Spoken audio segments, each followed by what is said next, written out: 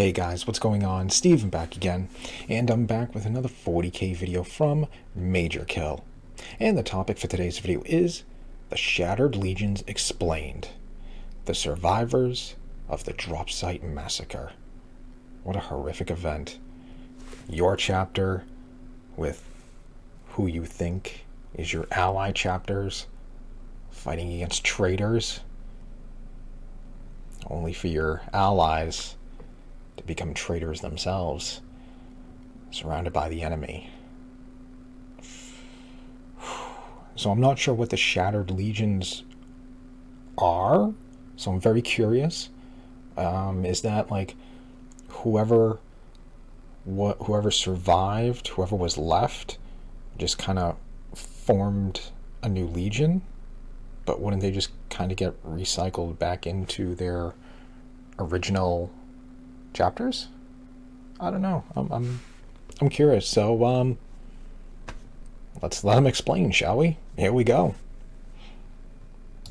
G'day guys and gal. When the Salamanders, Raven Guard and Iron Hands got absolutely turbo blasted in a bad way on Isstvan and basically had their legions reduced by up to 95% in size, alongside Ferris and technically Vulcan dying, a lot of people wrote them off as no longer being a part of the Horus Heresy. But if you've read the Horus Heresy series like I am currently doing, holy crap it's taking ages, then you would know that there are quite a lot of full-length novels and numerous short stories that focus solely on the survivors of Isstvan, the Shattered Legions as they are called. And while their lore might not be as exciting as Angron lifting up a Titan's foot or Sanguinius just being Sanguinius, the Shattered Legions have some of the most engaging characters who you root for so hard considering what they've endured. Honestly, the Raven Guard, Iron Hands and Salamanders are some of my favorite legions purely because of how awesome the Shattered Legions were in the Heresy, and that is worth talking about. Before we get started, today is the last day to order from the Major Kill Christmas merch drop if you want a good chance of it arriving in time for Christmas, unless you order express, which should pretty much guarantee it for Chrissy. As for the drop itself, I'm biased, but it's definitely the best so far,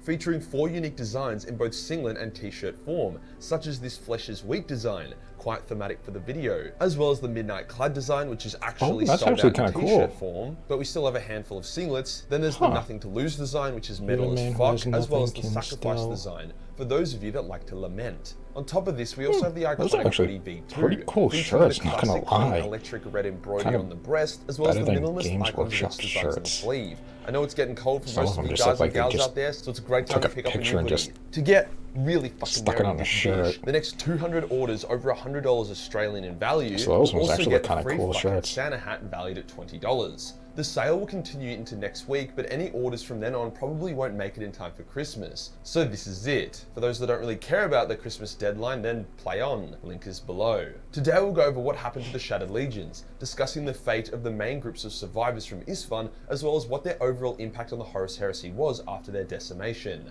Let's get into it. Okay, so here we go. I hope the audio is okay. The Isstvan Drop Site Massacre was a really bad day for the Loyalists. They effectively lost 3 legions and 1.5 Primarchs. I count Vulcan as a half loss, as despite him being unkillable and eventually returning to the setting to do some pretty important shit, he spent 90% of the Heresy as either Conrad Curse's plaything or as a literal corpse. The legions didn't fare much better, with only the small garrisons left on their homeworlds as well as a handful of lucky survivors making it off-world to continue the war in their own way. The Salamanders lost by far the most amount of their legion. This was due to the Raven Guard staging a breakout led by Corvus, in which a couple thousand Raven Guard warriors were successfully extracted, on top of the initial success of the Raptor project and the Ravens garrison on Deliverance. The Iron Hands also had quite a few survivors due to how tenacious and hard to kill they are. However, the Salamanders got clapped hard. The biggest reason for this was that many of them rallied to Vulcan, and then when Vulcan got a mini nuke dropped on him and then surrounded, a shitload of his sons died in the process. Many other Salamanders were so racked with grief at the betrayal that they just froze or entered a fuck you suicide mode and charged the nearest traitor.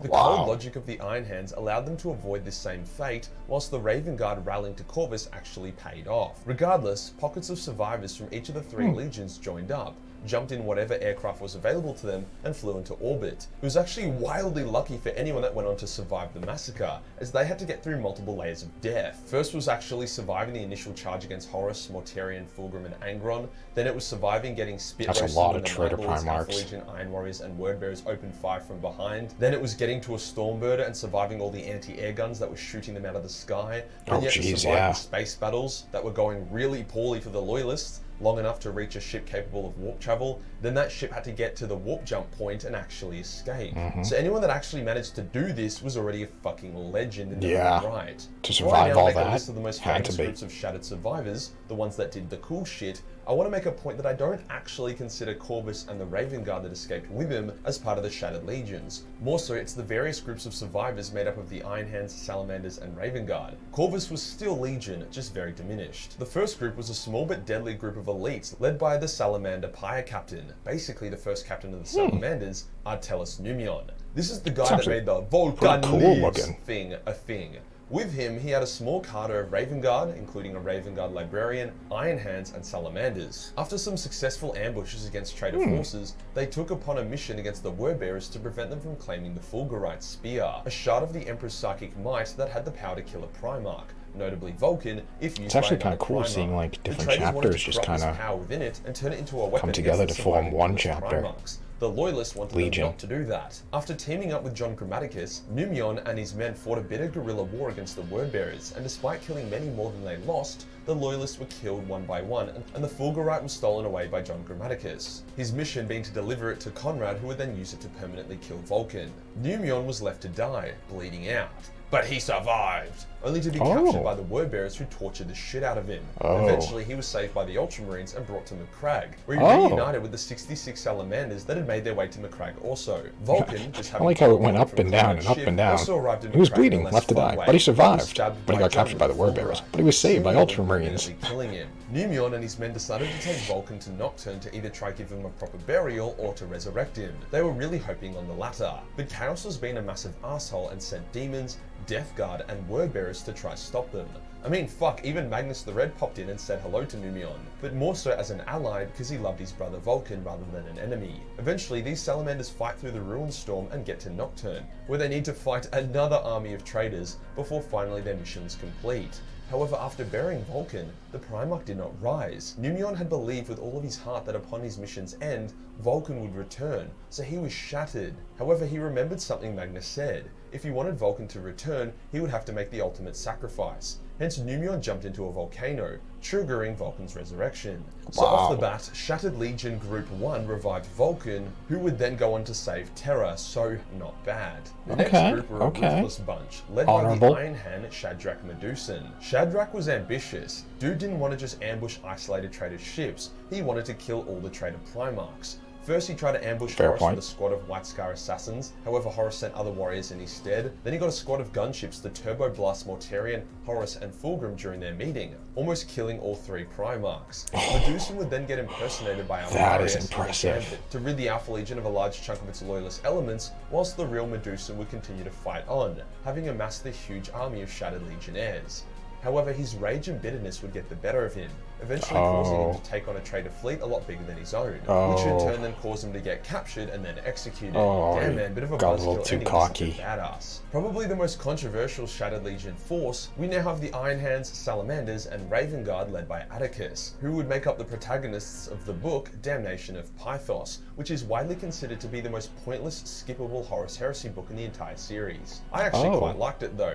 Atticus was a force of nature, a literal god of war. Whenever he was present, he seemed more like a Primarch than a Space Marine. He led a vicious guerrilla war against the traitors, especially the Emperor's children. In one particular engagement, he wiped out a couple Emperor's children's ships and then set up a fuckload of mines at the warp jump point so that when others came to investigate, they too got destroyed. However, Atticus would find himself lured and stranded on a world called Pythos, which was overrun with horrific animals. Not to mention a bunch of Davenite cultists arrived, who then summoned a hectic demon called Mardale, which also didn't help much. One by one, Atticus's men were killed, the Iron Hands, Salamanders, and Raven Guard alike. Eventually, it was only Mardale versus Atticus, and despite Atticus giving it a red-hot go, Mardale killed him. Considering Mardale would throw hands with and nearly beat Sanguinius, this was a great showing from Atticus. However, the whole thing just seemed so pointless. After the epilogue, you definitely feel pretty shit and depressed, as it shows how the entire epic battle on Pythos and the sacrifice Atticus had to make to warn the Imperium of Mardale's summoning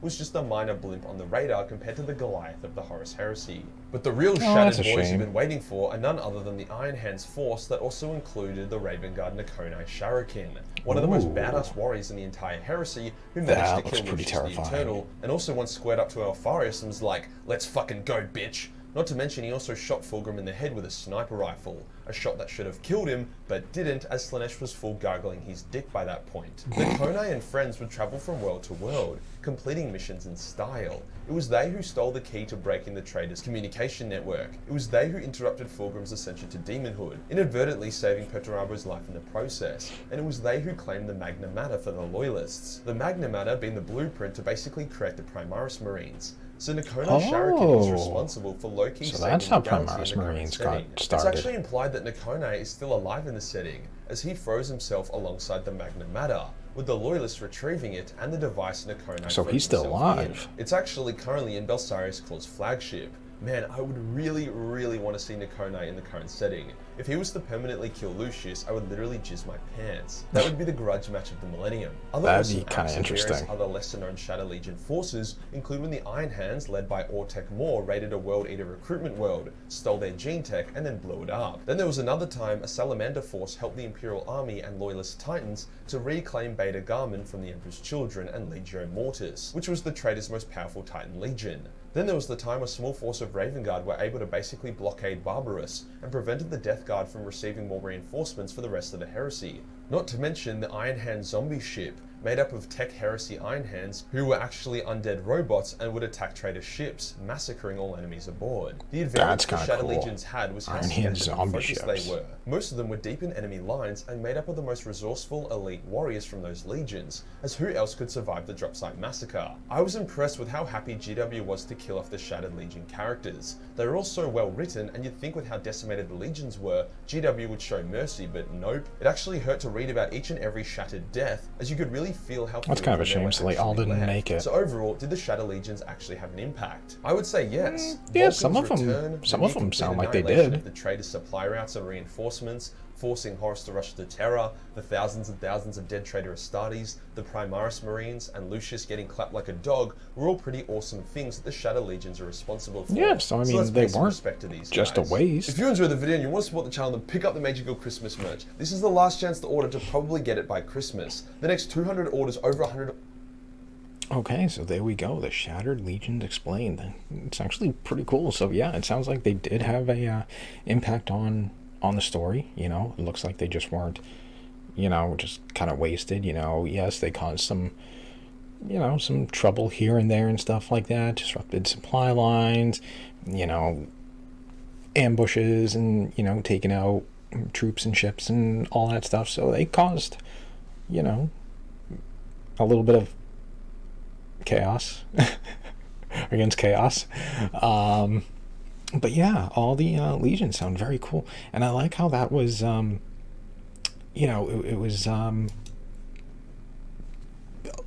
the, you know, whatever was left just kind of coming together, forming, you know, these legions and stuff like that, despite not knowing how well something like that, you know, would work. You know, it's like taking, you know, this chapter here who likes to do this, and taking like this chapter here who likes to do this, like taking like, I don't know, Imperial Fists and White Scars, and you know, well, we want to go fast, well, we want to sit back and defend, you know, so taking, you know, Space Marines from each chapter and making it work was, you know, pretty impressive. I mean, the first one seems like he had a very noble death and stuff like that. Actually, it was pretty badass, not gonna lie. That's a really cool looking mass. That's pretty terrifying. You know, sacrificing himself and throwing himself into the volcano and stuff like that. You know, for Vulcan. The second guy here, you know, got a little too cocky there. You know, taking on a fleet much bigger than his. Yeah, I don't know, pride, or just got a little too cocky there. You know, got the better of him. This guy here sounds pretty cool. If that's what he looks like, that actually looks pretty terrifying. Yeah, is apparently frozen, so he is still out there somewhere. So that'd be pretty cool if he did return. But yeah, that's actually overall really cool, just seeing all the different chapters just kind of becoming working. I want to say working together, or just kind of into a single legion. Taking Space Marines from different chapters and making a single legion with them is pretty cool. Ravenwing, Iron Hand, Salamanders, and stuff like that. Whatever, we all got one common goal. It's all work together. Let's do it. Where are you guys going? I'll go with you. So that's actually very cool. So there we go, the Shattered Legions. Very interesting. Very interesting. I thought it was going to get a little bit more into the Drop Site Massacre, but I guess everybody kind of really knows what happened. But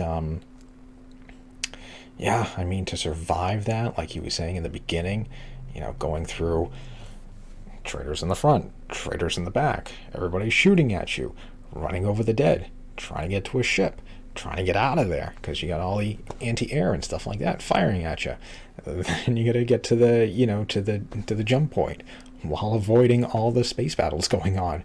So I mean, like, that alone is a feat in its own. Like, geez. And then of course all the poor Astartes that didn't make it. Sad for them. So anyways, there we go. There's the video. The Shattered Legions Explained. That was a very cool video to learn about the Shattered Legions and stuff like that. I kind of like that, having one legion and it's a whole bunch of different Space Marines from all different chapters just working together as one. That's actually, very cool. So anyways, other than that, yeah, leave me all your thoughts and comments. What do you guys think about the Shattered Legions? I don't know. Like them? Don't like them? Are there any more legions kind of like that? Kind of floating around out there that are have Space Marines from different chapters just working together as one single legion still, or is that it? Yeah, I don't know. Just leave me all your thoughts and comments and stuff. And other than that, I hope you guys enjoyed the video. If you did, hit that thumbs up button. That'd be awesome. Remember, feel free to subscribe to my channel. Follow me on social media. Links in the description box below. And if you guys have any other videos you want me to check out, let me know down below in the comments section, or you can come over and join me over on Discord and, suggest videos over there. We can talk more 40k and stuff like that. Yeah. So anyways, other than that, just stick around. More videos are on the way. And I will see you guys next time.